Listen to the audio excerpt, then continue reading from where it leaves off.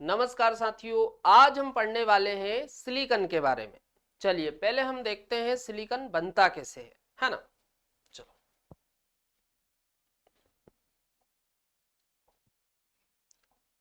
तो यहां पर हम ले लेते हैं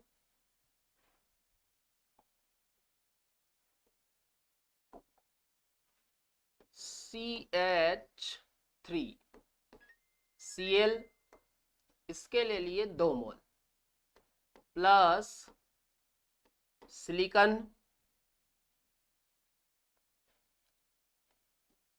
और यहां पर लेते हैं कॉपर पाउडर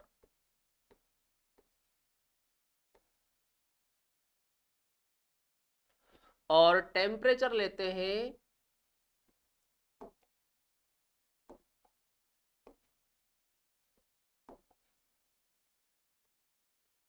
573 केल्विन। टेम्परेचर कितना लेते हैं? 573 केल्विन, है ना। तो यहां पर क्या होगा, CH3 का होल्ट वाइज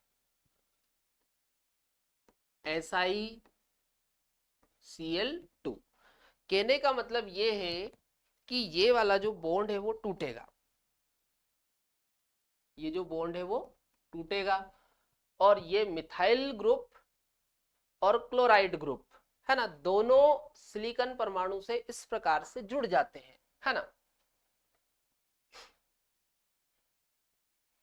अब आगे देखो, अब अपन आगे इसका करवा देते हैं जल अपघटन। क्या करवा देते हैं आगे इसका? जल अपघटन। तो जल अपघटन अपने को करवाना है, तो यहां पर अपने को लेने पड़ेंगे जल के 2 मोल, क्योंकि यहां पर आप देखो कितने क्लोरीन लगे हुए? 2। तो जल के कितने मोल लेने पड़ेंगे अपने को? 2। तो 2 मोल हमने ले लिया जल H2O। अब यहां पर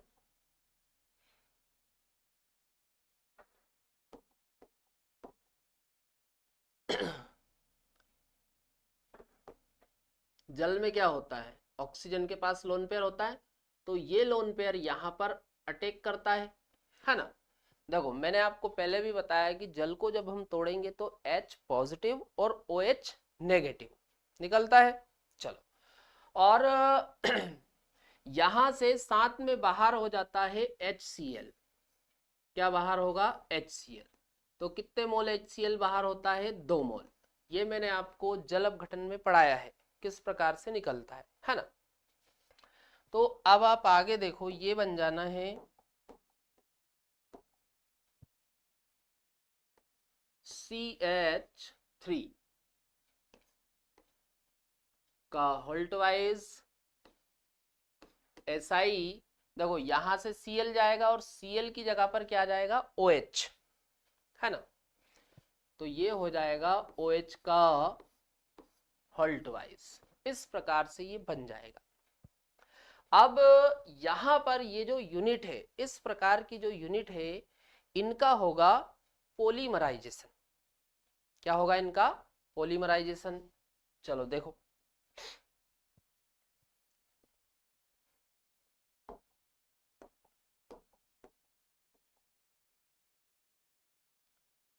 तो CH3 SiOH और नीचे CH3 और इधर OH। इसी प्रकार से अपन और एक दो यूनिट ले लेते हैं, OH SI, ऊपर CH3 और नीचे भी CH3, इधर OH। एक यूनिट और ले लेते हैं हम, SI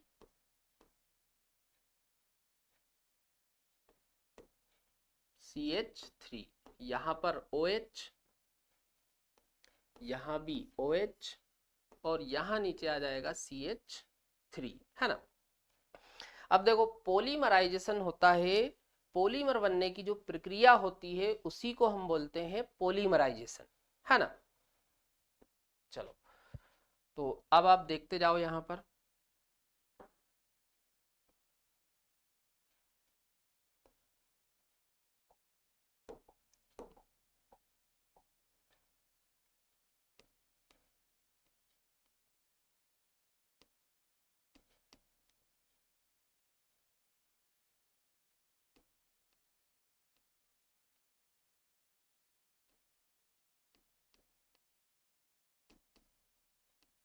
पॉलीमराइजेशन, हिंदी में बोलते हैं बहुलीकरण। क्या बोलते हैं? बहुलीकरण। अब यहां से आप देखो, यहां से अपन H बाहर कर देते हैं और यहां से हम OH, इस तरीके से यहां से जल बाहर हो जाएगा। तो इसी प्रकार जितनी भी यूनिट होगी उनमें से सभी में से 2 यूनिट के बीच में से क्या बाहर निकलेगा? जल, है ना। तो यहां से H बाहर हो जाएगा। इसी प्रकार यहां पर देखो, इधर से H और इसमें से बाहर हो जाएगा OH। इसी प्रकार यहां से ये OH बाहर चला जाएगा, है ना। तो यहां पर हम माइनस करके लिख देते हैं H2O, है ना, ये बाहर हो रहा है ना। अब आप देखो यहां पर बनना क्या है, तो यहां से देखो H गया, तो इधर केवल क्या बचा? O, है ना। CH3 इधर, यहां से OH गया और यहां से H, तो बीच में क्या रह गई? एक ऑक्सीजन,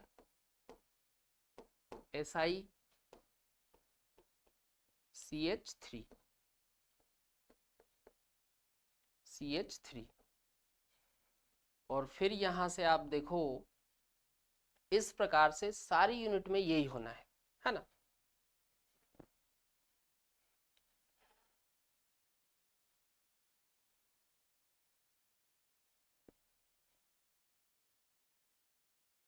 चलो, और इधर ये रह गया। तो यहां पर होता क्या है, इस प्रकार से पूरी यूनिट में से जितनी भी यूनिट रहेगी सभी में से इसी प्रकार से बाहर जाना है ना। तो यहां पर आप देखो,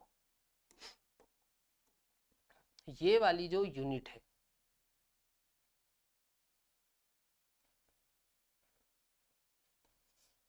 ये वाली जो यूनिट है, ये बार बार इसमें रिपीट होती है ना। और इसी को हम क्या बोलते हैं? ये जो पॉलीमर बना हुआ है इसी को हम बोलते हैं सिलिकन, है ना।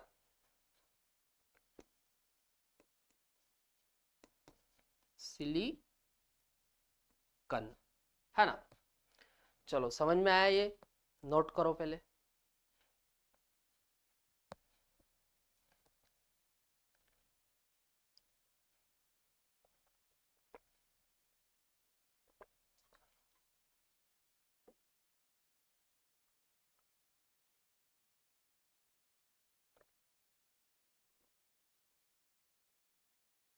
चलो, कर लिया नोट? अब इसके बारे में कुछ अगला है कि भाई सिलिकॉन की जो श्रृंखला होती है उसकी लंबाई को नियंत्रित किस प्रकार से करते हैं, या फिर आप न्यू बोल सकते हो कि इसकी लंबाई को कंट्रोल करने के लिए, नियंत्रित करने के लिए कौन सी इकाई आपको लेनी पड़ेगी, है ना। चलो, तो यहां पर आप देखो, आप यदि CH3 SiCH3 ऐसा करते हैं अपन, इस तरीके से बनाते हैं SiOH OH CH3 यदि आप इस प्रकार की यूनिट लेते हो, यहां पर Cl कर लेते हैं अभी अपन, है ना, Cl इस प्रकार की यूनिट आप लेते हो तो भाई जल अपघटन होगा, तो यहां भी OH यहां भी OH। तो ये जो यूनिट है इसमें आप देखो दो तरफ से यूनिट जुड़ती रहेगी, इधर भी जुड़ती रहेगी और उस साइड भी। चलो, अगला देखो, यदि हम इस प्रकार का लेते हैं Cl Cl Cl और इधर हमने ले लिया CH3, अब इसमें जल अपघटन होगा तो क्लोरीन की जगह पर क्या आ जाएगा? OH। तो भाई इस प्रकार की यूनिट आप लोगे तो ये तीन तरफ से जुड़ेगा, जब पॉलीमराइजेशन होगा तो तीन तरफ से जुड़ेगा। तो यहां पर भी आप श्रृंखला की लंबाई को नियंत्रित नहीं कर सकते हो, है ना। अगला देखो, यदि आप SiCH3 CH3 CH3 और Cl, यदि आप इस प्रकार की यूनिट ले लेते हो तो जल अपघटन करवाओगे तो यहां पर OH आ जाएगा, यहां पर क्या जाएगा OH, और ये वाली यूनिट केवल एक ही तरफ से जुड़ेगी। तो जहां पर ये जुड़ जाएगी वहां से श्रृंखला की जो लंबाई है वो कंट्रोल हो जाएगी। भाई ये एंड बन जाएगा ना, क्योंकि ये एक ही तरफ से जुड़ेगा। और यदि आप सोचते हो कि भाई हम ये वाली ले ले क्या,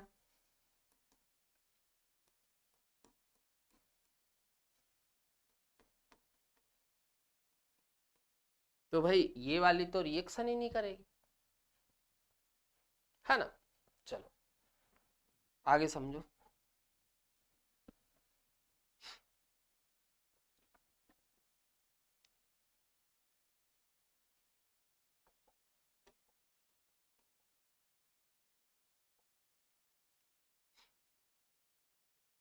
तो CH3 का होल थ्राइस SiCl, है ना, इसका अपन जल अपघटन करवा देते हैं। तो यहां पर आपको 1 मोल जल लेना पड़ेगा। 1 मोल जल लोगे तो 1 मोल HCl बाहर हो जाएगा और ये बन जाएगा CH3 का होल थ्राइस Si, और Cl की जगह पर आ जाएगा OH। ये बन गया, है ना।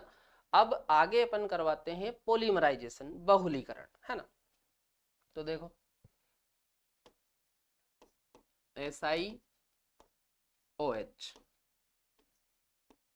OH CH3 चलो, और इस प्रकार की जो यूनिट है वो हम N ले लेते हैं, है ना।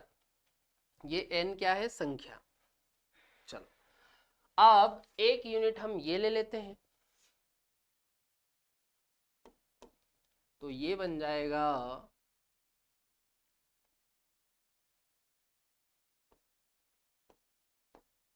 OH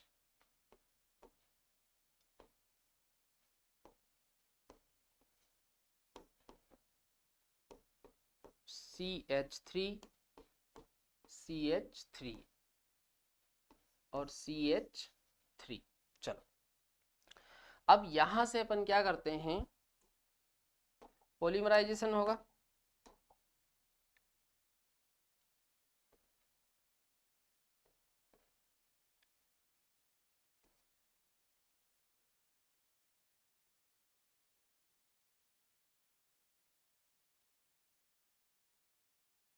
पॉलीमराइजेशन, तो यहां से बाहर हो जाएगा जल, ये माइनस करके हमने लिख दिया। तो यहां से अपन H बाहर कर देते हैं। चलो इसी प्रकार यहां से H और इधर से OH, है ना। तो अब आप देखो ये बन जाएगा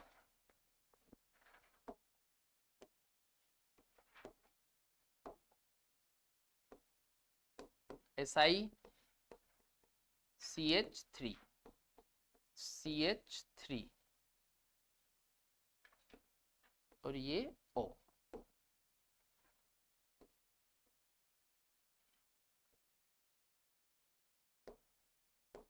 SiCH3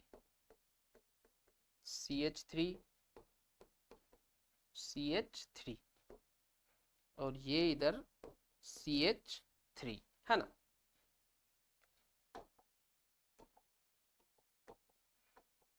और यहां पर हम लगा देते हैं होल N, है ना। जब भी इस प्रकार से पीछे N लगाते हैं इसका मतलब ये होता है कि भाई ये पॉलीमर फॉर्म में है, मतलब इस प्रकार की यूनिट इसमें बहुत सारी है ना। जैसे यहां भी अपन ने लगाया था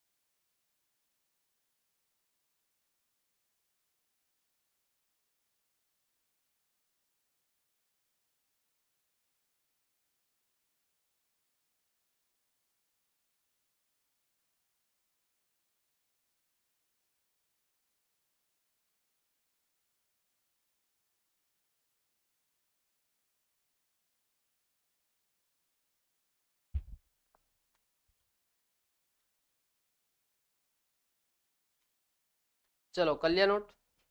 अगला देखते हैं हम। अगला अपने को पढ़ना है सिलिकेट, है ना। तो देखो सिलिकेट की यदि हम मूल इकाई की बात करें,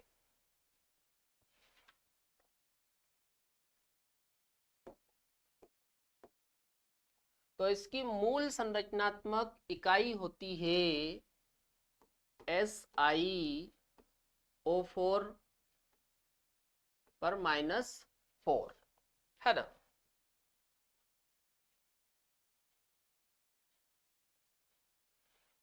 ध्यान रखना है ना।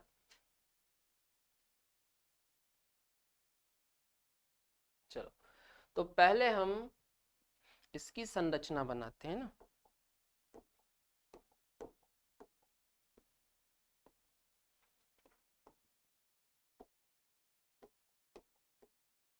ऑक्सीजन कितने? 4, 1 2 3 और 1 ऑक्सीजन ये हमने लगा दी ऊपर।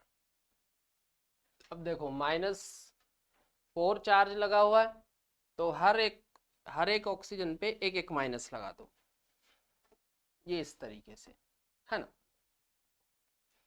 अब यदि हम इसको और भी अच्छे से बना सकते हैं, आप यूं बोल दो कि इसका मेकअप कर रहे हैं अपन, ये इस तरीके से, तो और भी बढ़िया लगेगी यूनिट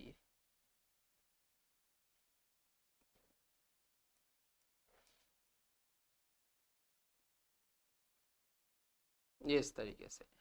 अब सिलिकेट की यदि हम बात करें, तो भाई सिलिकेट में इस प्रकार की एक इकाई हो सकती है, या फिर एक से ज्यादा भी हो सकती है ना। या तो एक हो सकती है या फिर एक से ज्यादा इकाई हो सकती है। पहले नोट करो इसे।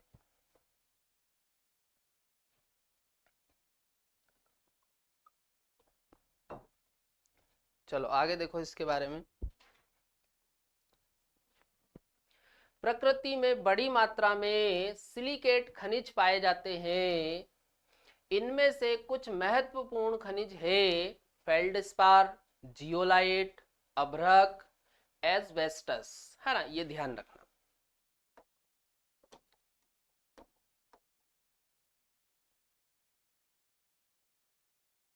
फेल्डस्पार, जियोलाइट, अभ्रक और एस्बेस्टस, है ना। चलो सिलिकेट की मूल संरचनात्मक इकाई SiO4-4, जिसमें सिलिकॉन परमाणु 4 ऑक्सीजन परमाणुओं से चतुष्फलक के रूप में बंधित रहता है ना भाई। इस प्रकार से आगे देखो।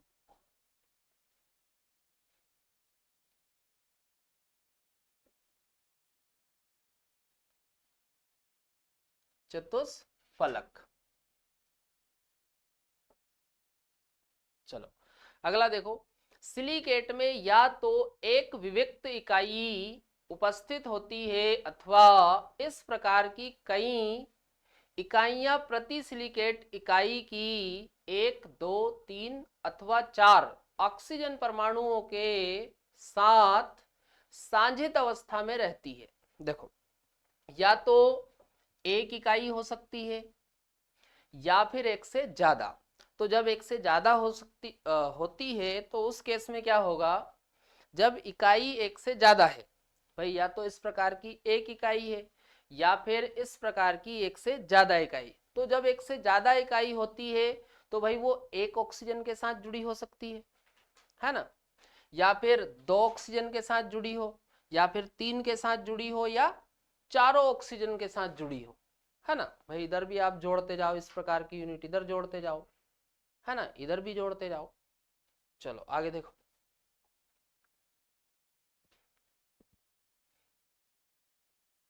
तो ध्यान रखना, एक ऑक्सीजन से जुड़ी हो सकती है, 2 से, 3 से, या चारों से जुड़ी हो सकती है ना। अगर आगे देखो। जब सिलिकेट इकाइयां आपस में मिलती है तो श्रृंखलित वलय, परत अथवा त्रवीम, सॉरी तथा त्रवीम संरचना बनती है ना।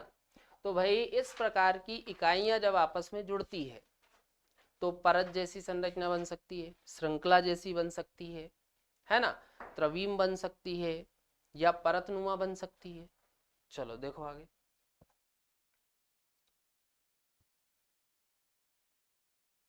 श्रृंखलित, वलय, परत तथा त्रवीम, है ना। सिलिकेट संरचना में ऋणावेश धनावेशित धातु आयनों द्वारा उदासीन होता है, ये ध्यान रखना।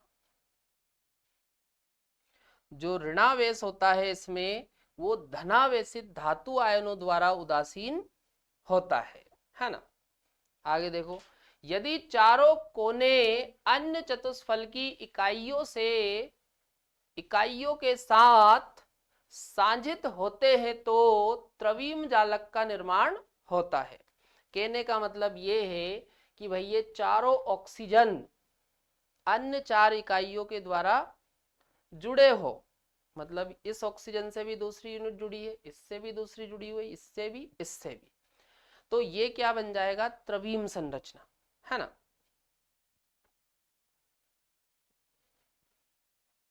त्रवीम जालक, है ना।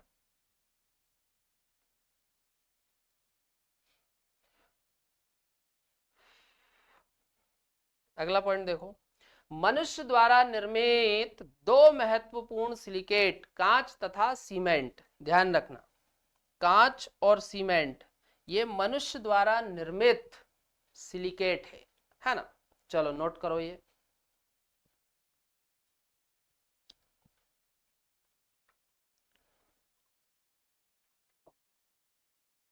चलो कर लिया नोट। तो यहां पर अपना कार्बन परिवार कंप्लीट हो जाता है। अब हम कल से चालू कर देंगे नाइट्रोजन परिवार।